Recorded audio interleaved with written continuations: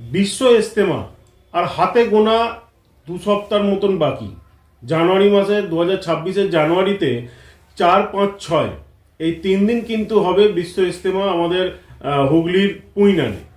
সারা বিশ্ব থেকে দর্শক এই জায়গায় কিন্তু মানুষ আসবেন, আগামী দিনে চলবেন, কিভাবে পালন করবেন ধর্মকে, ধর্ম সংক্রান্ত সম্পূর্ণ এই যে অনুষ্ঠান। এখানে প্রায় সারা বিশ্ব থেকে ধর্মপ্রাণ মুসলিমরা, সারা বিশ্ব থেকে প্রায় 1 কোটির মতন মানুষ এখানে কিন্তু জড়ো হবে, সমাগম হবে এবং এই ধর্মপ্রাণ মানুষদের ধর্ম নিয়েই আলোচনা তারা শুনতে এইখানে আসবেন। ফুরফুরা শরীফে আছি দর্শক। ফুরফুরা শরীফের মুখ্য নির্দেশক তিনি হচ্ছেন তহা হুজুর। এই তহা হুজুরের সামনেই এবং তিনি এই বিশ্ব ইজতেমা সম্পর্কে কি জানালেন আপনাদের শোনাবো সরাসরি। বলছি, বিশ্ব ইজতেমা শুরু হয়েছে পুইনানে, কয়েকদিনের মধ্যে শুরু হবে। এখনও আপাতত লোক আসা শুরু হয়ে গেছে। অনেক নেতা নেত্রীকে আমরা দেখছি ওখানে গিয়ে তদারকিতে রয়েছেন এবং মুখ্যমন্ত্রী যাওয়ার। বিশ্ব ইজতেমা হচ্ছে সম্প্রীতির এবং ধর্মীয় অনুষ্ঠান।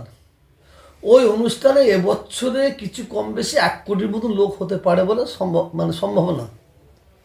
তো ওই ইজতেমায় যারা ধর্মকে ভালোবাসে তারা যাবে। আর আপনি রাজনীতির কথা বলছেন, রাজনীতির নেতারা সবসময় ভোলা জলে মাছ ধরার চেষ্টা করে। আমি দেখছি দীর্ঘদিন ধরে ওখানে শুধু রাজনীতির নেতারা যাচ্ছে।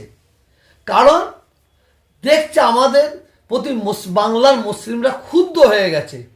আমরা বাংলার মুসলিমদের যে ওয়াকাফ সম্পত্তি সঙ্গে বেইমানি করেছি, এসআইআর সঙ্গে বেইমানি করেছি, ওবিসির সঙ্গে বেইমানি করেছি, এই ঘাটা মুসলমানদের আছে সেইটাকে শুকোবার জন্য এখন গিয়ে সংখ্যালঘুদের মন পেতে অনেকে দেখবেন সপ্তাহ পর সপ্তাহ যাবে।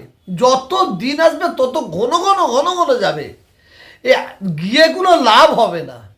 আজকে আবার দেখবেন সেনাশিস চক্রবর্তী গেছে, কিন্তু শুনে অবাক হয়ে যাচ্ছি।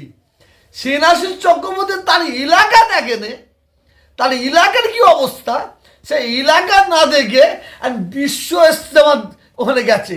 আহা কি বড় মন্ত্রী, কি কাজ করতে গেছে। সেনাশিস চক্রবর্তী জানে যে মুসলিম জাঙ্গিপাড়া এলাকায় শুধু মুসলিম হলে হিন্দু মুসলমানের মন থেকে আমি উঠে গেছি, ওখান থেকে মানুষ আমাকে চায়নি। অতএব উনি ওই ইজতেমার ময়দানে গিয়ে একটা বার্তা দিতে চাইছে, না আমি মুসলমানদের পাশে আছি। প্রত্যেকটা মুসলমান জানে যে ভোটের সময় আসলে এরা আমাদের প্রচুর তেল মারবে, আমাদের পায়ের তেল মারবে, আমাদের বুকে জড়িয়ে নেবে, আমাদের চুমো খাবে। কিন্তু এরা এত বড় বিচ্ছু শয়তান কিছু আছে, এরা ভোটের পরে আমাদের সঙ্গে আবার বেইমানি আরম্ভ করবে। এরা শুধু কটা মাস আমাদের সঙ্গে ভালো ব্যবহার করবে, কিন্তু ভোটের পরে এরা আমাদের সঙ্গে বেইমানি করবেই করবে। অতএব বাংলার মানুষও জেনে গেছে, বাংলার মুসলমানরা জেনে গেছে কোথা কি করতে হবে না করতে হবে। এখন আর ঘাসে মুখ দিয়ে মুসলমানরা চলে না, এটা বলতে পারি। এর জবাব মুসলমানরা দেবে, এটা আমার বিশ্বাস।